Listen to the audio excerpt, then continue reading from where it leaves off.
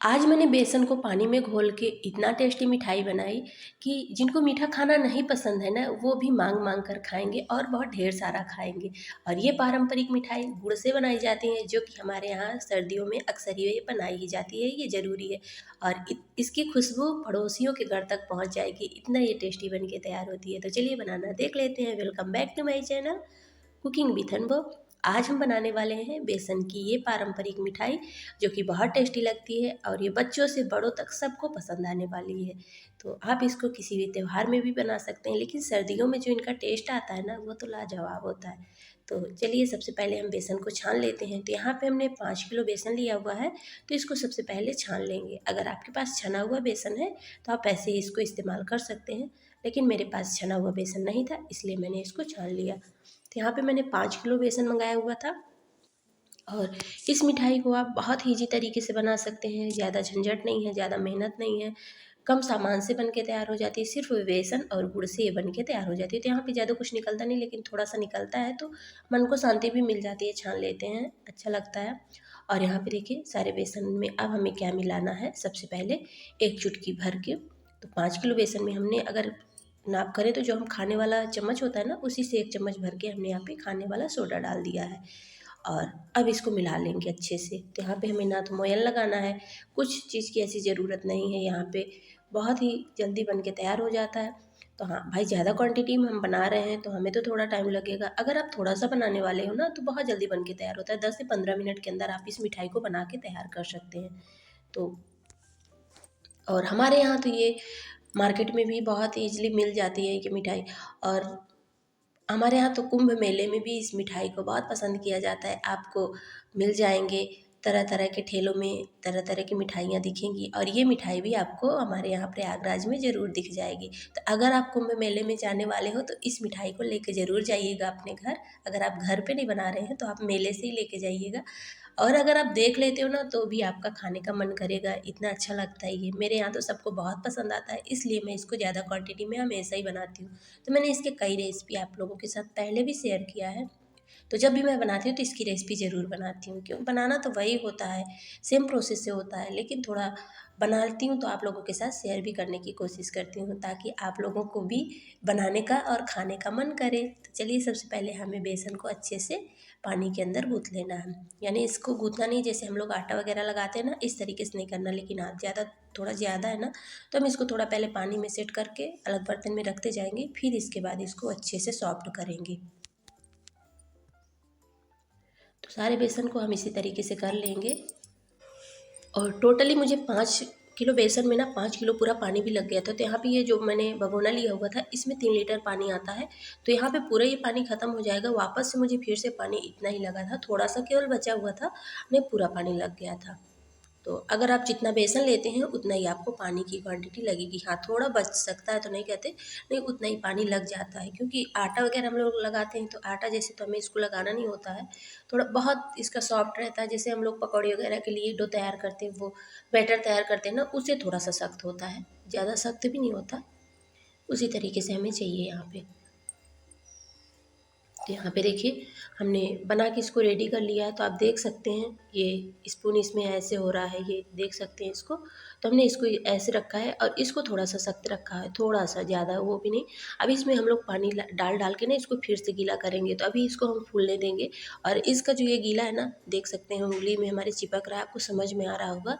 तो अभी इसमें हम पानी और ऐड करेंगे। अभी हमने इसको फूलने के लिए रखा हुआ है, तो 10 मिनट के लिए इसको अभी हम फूलने के लिए रख देंगे, ताकि अच्छे से ये सेट हो जाए और जो हम मिठाई बनाए ना वो बहुत ही सॉफ्ट बने। तो यहाँ पे देख सकते हैं अभी हम इसमें पानी और ऐड करेंगे। तो चलिए अब हम बनाने के प्रोसेस में चलते हैं। तो यहाँ पे देखिए हमने पानी का फिर से छींटा लगा, तो लगभग इसमें ना 1 गिलास तक पानी हमने ऊपर से और छींटा लगा दिया हुआ था, ताकि हमारा बेसन फूला रहे और सॉफ्ट रहे। तो यहाँ पे सबसे पहले हमने ऑयल गरम करने के लिए रख दिया है, जो कि पहले से गरम हो चुका है। अब यहाँ पे हमने एक जन्ना लिया हुआ है, तो हमारे यहाँ तो इसको जन्ना ही बोलते हैं। तो आप क्या क्या बोलते हैं कमेंट में ज़रूर बताइएगा। और आप इसको, जो कलछी होती है, इसमें होल होते हैं कलछी में, तो आप उससे भी इसको कर सकते हैं। तो आप इस तरीके से इसको कढ़ाई में रख लीजिए, बैठा लीजिए। इसमें जो साइड में होती है लकड़ी लगी रहती है ना, वो थोड़ा बड़ी रहती है, तो इस तरह कढ़ाई में आप रख सकते हो। और अच्छे से पकड़ना है, पकड़ के इसको ऐसे डाल दीजिए। लेकिन हाँ, ऑयल अभी हमारा गर्म है, पहले से गर्म करके फिर फ्लेम को आप मतलब कि बिल्कुल से धीमा कर लीजिए और डालने के बाद फिर से तेज़ कर लीजिए। तो अभी मैंने थोड़ा सा दिखा दिया आपको, क्योंकि मुझे तो आप देख सकते हैं कितना ज़्यादा बनाना है, तो पूरा दिखाना पॉसिबल नहीं है। फिर आपको हम पूरा बना के दिखाते हैं। तो यहाँ पे इसी तरीके से हमें मीडियम आंच पे सेक लेना है। तो ये चिपकते बिल्कुल से नहीं है, कोई टेंशन लेने की ज़रूरत नहीं है। आप इकट्ठा ढेर सारा डाल दीजिए कढ़ाई में और इसके बाद इसको छान लीजिए। तो थोड़ा इसको अच्छा गोल्डन ब्राउन होने दीजिए, ज़्यादा कच्चा ना रहे, नहीं आप इनको महीनों 2 महीनों तक स्टोर नहीं कर सकते। और इस मिठाई को आप महीना 2 महीने 4 महीने तक खा सकते हैं, ख़राब नहीं होती।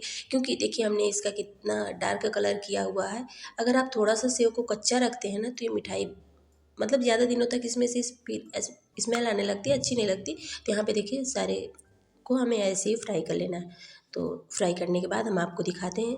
तो यहाँ तक आने के बाद अगर वीडियो को आपने लाइक नहीं किया है तो प्लीज़ लाइक कर दीजिएगा, और चैनल पे न्यू है तो सब्सक्राइब कर दीजिएगा।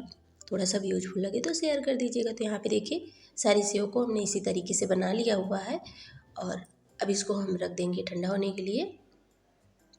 और आगे अब हम नेक्स्ट क्या करेंगे वो आप लोगों के साथ शेयर कर रहे हैं। तो यहाँ पे देखिए सारे को हमने इसी तरीके से, अब इसको तोड़ना भी होता है, क्योंकि इतने बड़े बड़े हम जब बनाते हैं ना तो बन नहीं पाता, इसलिए थोड़ा सा इसको हाथों से क्रश कर देंगे। अब यहाँ पे हमने वही सेम कढ़ाई का ऑयल निकाल के और ले लिया है यहाँ पे 5 किलो हमने गुड़। तो गुड़ भी डाल देंगे। आप गुड़ को पानी में थोड़ा सा पानी डाल के घोल के आप छान भी सकते हैं, और इसी तरीके से हमें गुड़ को रखना है। कढ़ाई में डाल देंगे और यहाँ पे डाल देंगे हम 500 ग्राम पानी। तो मेजरमेंट देख लीजिएगा, 5 किलो गुड़ में आपको 500 ग्राम पानी की आवश्यकता पड़ेगी। और अगर ज़्यादा डाल देते हैं तो फिर आपकी मिठाई ख़राब भी हो सकती है। तो ध्यान दीजिएगा, किसी बर्तन से नाप लीजिएगा, या तो आप इसमें जो ग्लास होता है छोटा वाला उस ग्लास से 2 ग्लास पानी डाल सकते हैं।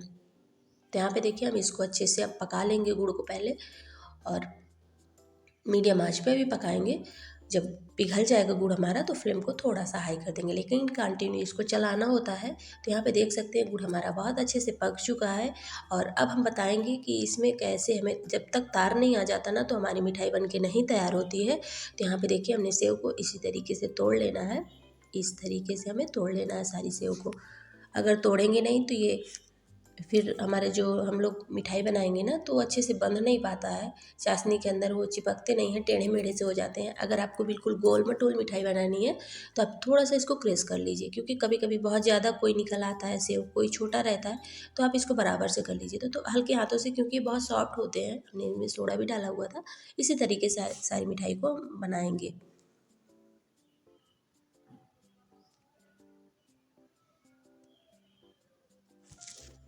तो हम थोड़ा सा निकाल लेंगे दूसरे बर्तन में, क्योंकि इकट्ठा तो बनाना नहीं है, थोड़ा थोड़ा करके ही बनाना है। तो यहाँ पे और हम निकाल लेंगे और अभी रख देंगे।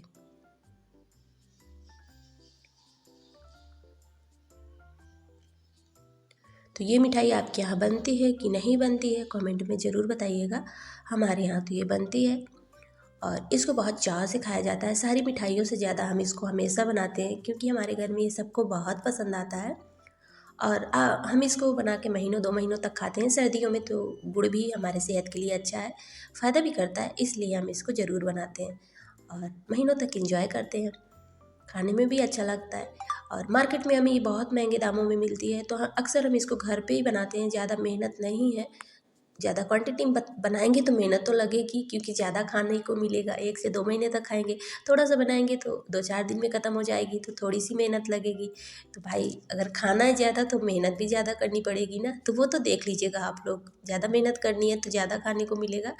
तो मुझे तो थोड़ा ज़्यादा मेहनत करना अच्छा लगता है, क्योंकि मुझे ज़्यादा खाना भी अच्छा लगता है।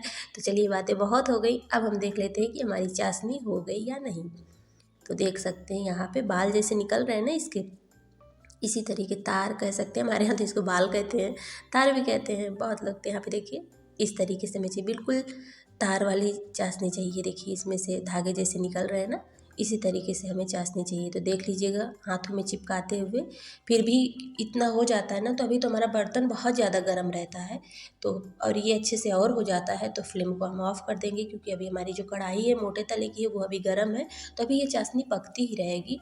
तो यहाँ पे देख सकते हैं अच्छे से हम लोग मिक्स करके और थोड़ा थोड़ा करके मिलाना है। जैसे ज़्यादा मिलाते हैं ना तो ज़्यादा नहीं बना सकते, इसीलिए हम थोड़ा थोड़ा मिला के कई बार में इसको बनाते हैं। तो कम से कम 3 बार में हमें ऐसे बनाना होता है, क्योंकि 5 किलो बेसन में हमें 3 बार तो ये प्रोसेस सेम करना ही होता है। तो गुड़ का जो चाशनी बनाते हैं हम लोग इकट्ठा ही बना लेते हैं और थोड़ा सा आँच में उसको रखे रहते हैं।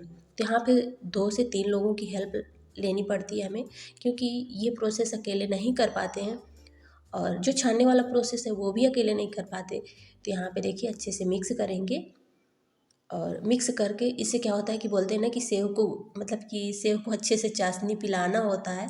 जब तक ये खूब अच्छे से भीग नहीं जाता चाशनी के अंदर ना, तब तक ये इसमें बाइंडिंग भी नहीं आती और मिठास भी नहीं आती। तो मिठास भी ज़रूरी है। और यहाँ पे देखिए बच्चे भी परेशान कर रहे हैं।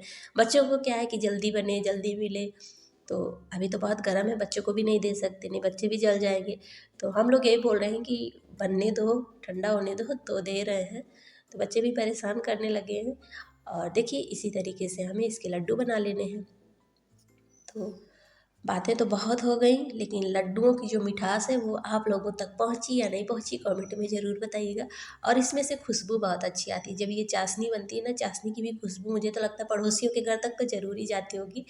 और मार्केट में मिलने वाली ये मिठाई आपको कम से कम बहुत सस्ते में बना सकते हैं, क्योंकि महंगी तो मार्केट में मिलेगी, लेकिन घर पे अगर आप बनाते हैं तो बहुत सस्ते में बन के तैयार हो जाती है। थोड़ा मेहनत लगता है, लेकिन हाँ बनने में खाने में फिर मज़ा ही आ जाता है। तो सर्दियों में इस मिठाई को ज़रूर बनाइएगा, बना के इंजॉय करिएगा अपने फैमिली फ्रेंड्स के साथ। इसको ज़रूर इंजॉय करिएगा क्योंकि बहुत अच्छी लगती है खाने में और बहुत ही कम खर्च में बन के ये हमारे सारे गुड़ के सेव के लड्डू, आप क्या क्या बोलते हैं कमेंट में ज़रूर बताइएगा। तो यहाँ पे देखिए कितने अच्छे ये चमक रहे हैं, बिल्कुल वाइट से अच्छे लगते हैं। यहाँ पे देखिए हाथों में चिपक नहीं रहा कि आपको लग रहा होगा कि जैसे चिपकता होगा, नहीं बिल्कुल नहीं चिपकता। देखने में ऐसे लगता है क्योंकि गुड़ से बने होते हैं, लेकिन ये चिपकते नहीं हैं हाथों में एक भी। और यहाँ पे देखिए सारे लड्डू बहुत अच्छे लगते हैं खाने में, तो मुझे तो बहुत ज़्यादा पसंद है और मेरे घर में लगभग सबको बहुत पसंद है ये। और यहाँ पे देखिए इनसे बहुत ही और क्रिस्पी भी बहुत होते हैं, कि ये नहीं होता कि बिल्कुल सॉफ्ट पड़ जाएंगे। हाँ, इसको एयर टाइट डिब्बे में भर के अगर रखेंगे आप तो ये ख़राब नहीं होते। नहीं तो गुड़ है थोड़ा इसमें सीलन आ जाती है, इसलिए इसको अच्छे से पैक करके रखें, कवर करके किसी अच्छे बर्तन में जिसमें हवा वगैरह ना लगे। तो आप इसको 3 से 4 महीने तक खा सकते हैं, क्योंकि जो चाशनी होती है वो भी बहुत अच्छी तरीके से पकाई जाती है और जो सेव होते हैं उनको भी हम लोग बहुत अच्छे से पकाते हैं ताकि ये लड्डू हमारे ख़राब ना हो। तो आज की हमारी मिठाई की रेसिपी कैसी लगी कमेंट में हमें ज़रूर बताइएगा और एक बार इसको ट्राई करिएगा। अगर आप बनाते हैं तो हमें भी कमेंट के माध्यम से बताइएगा कि आप किस तरीके से बनाते हैं और हमारी मिठाई में आपको क्या कमी लगी ये भी हमें बताइएगा, ताकि हम अगली बार से सुधार भी कर सकें। और यहाँ पे देखिए टेस्टी सी हमारी मिठाई बनके तैयार हो गई है। आप इसके अंदर पीनट्स डाल सकते हैं, तिल डाल सकते हैं, जो कि मैंने पहले शेयर भी किया हुआ है। तो हम लोग पीनट्स भी डालते हैं, तिल भी डालते हैं, लेकिन इस बार मैंने नहीं डाला हुआ है क्योंकि थोड़ा अलग तरीके से बनाया हुआ है। तो देख लीजिएगा आप अपने अकॉर्डिंग, टेस्ट आप अपने अकॉर्डिंग दे सकते हैं। तो आज की रेसिपी आप लोगों के साथ हमने साझा किया, इसके लिए एक लाइक ज़रूर कर दीजिएगा और कमेंट में हमें बताइएगा कि हमारी मिठाई आपको कैसी लगी।